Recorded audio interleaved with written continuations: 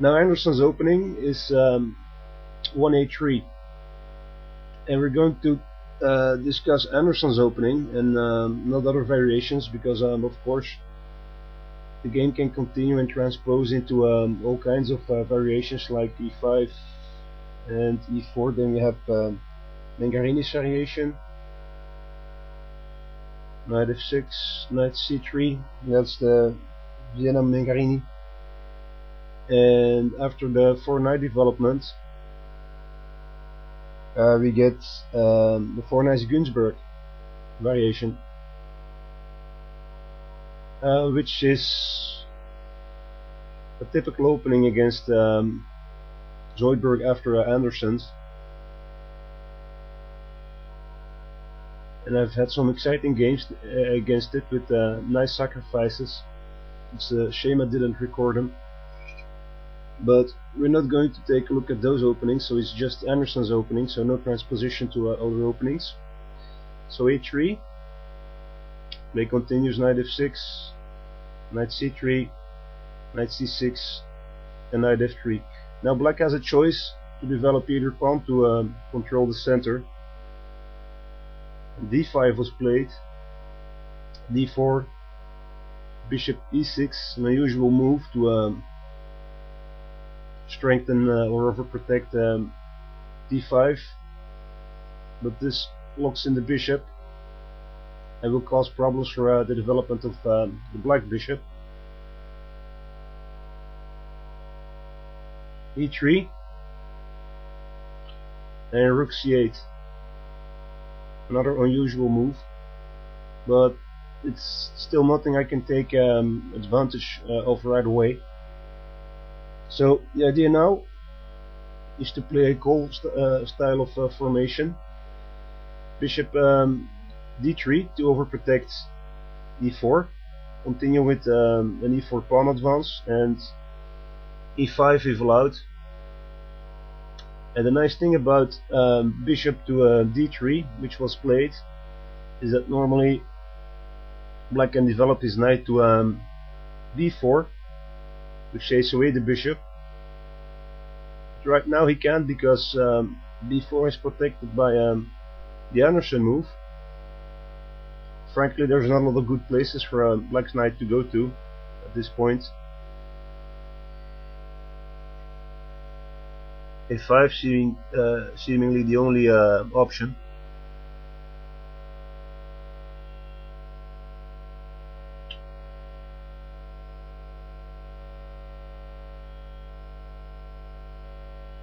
Black plays queen d7,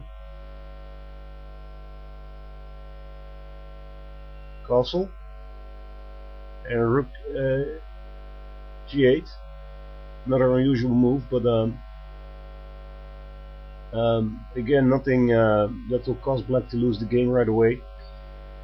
Rook e1 to overprotect the pawn advance,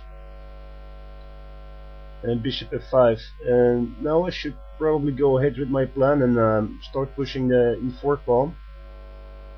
I'm having a change of heart, and I've decided to exchange material.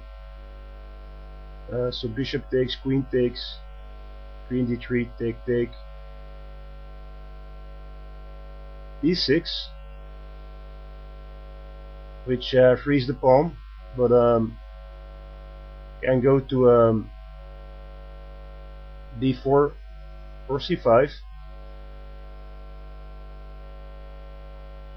and d4, so the pawn push comes anyway. So take, and I'm having a nice pawn island in the center with protection of both the knights. Knight a5, again the only sensible alternative.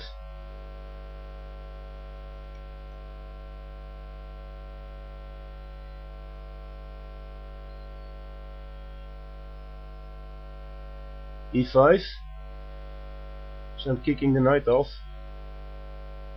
Take, and now we can see I'm having a nice pawn on e5, which is protected by the rook, and almost passed, but e6 is still guarded. Bishop g5. Knight to c4. Finally the knight is seeing some action.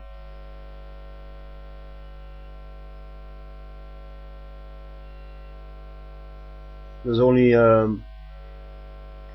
one threat, that's to take on b2. So rook a b1. Bishop e7. Take. And we can see the lack of understanding of the engine about king's safety, because the king is a little bit exposed already behind the rook. Rook ec1, which is a threat on the knight, but inaccurate.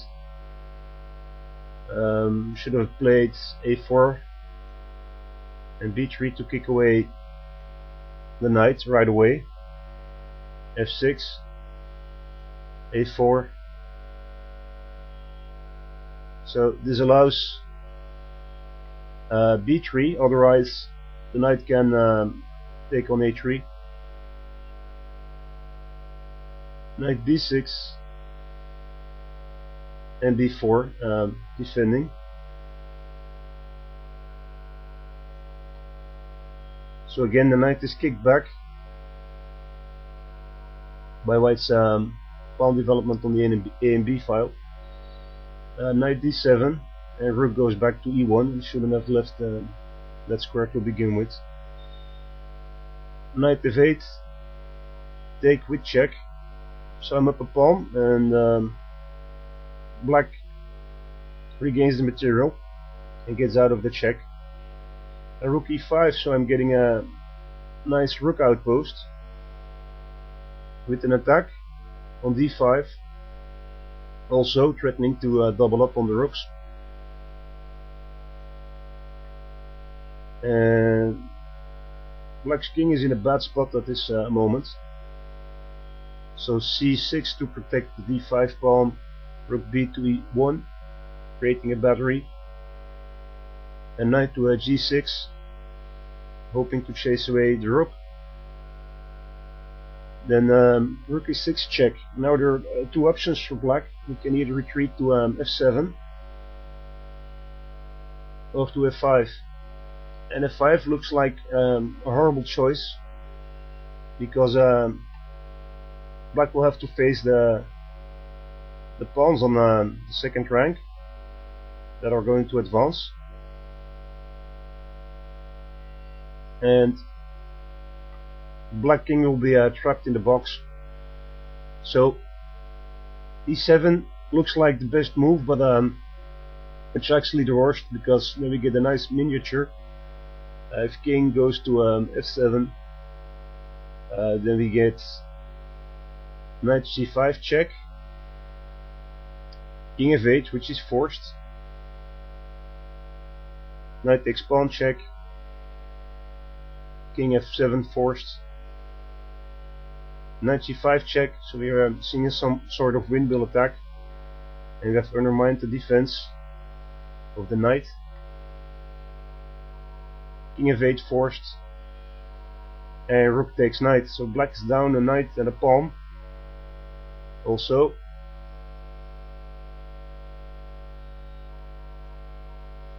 black is completely trapped. So if you go back, king f7 is the worst choice. So king f5 was played, and then we can simply advance with our pawns. g3, h3 works as well. King g4, g2, h3, and now we're threatening mate attacks. For instance, if a6, get g4 check, king h6, and rook to e5 creates the pin, and looking to play rook to g5 mate.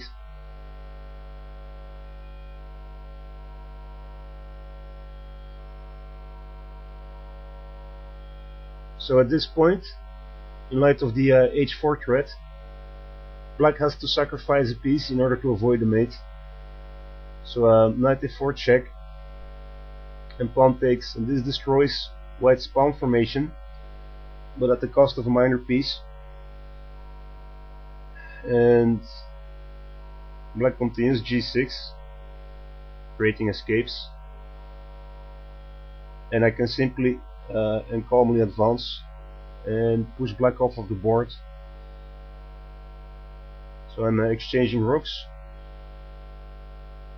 So my rook is keeping control of the open file. Onto the e5 outpost, check, h6, and knight to g5, another outpost for the knight, locking in black's king. And there are no more good moves for black at this point. I can take my time and calmly improve my position, advancing all pawns.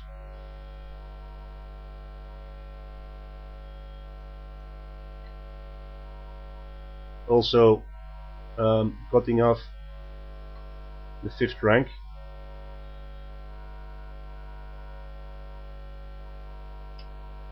Black takes control of the open file, but that is denied, and I can simply continue to advance my pawns and other pieces.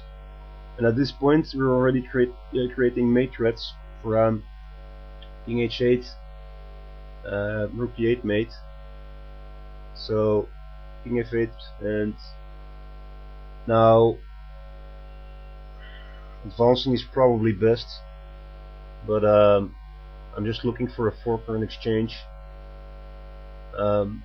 First thing that works was played. Take.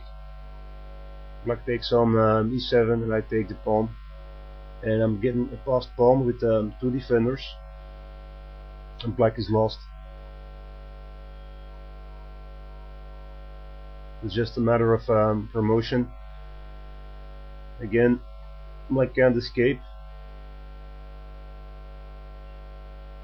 Check, knight comes in, and mate.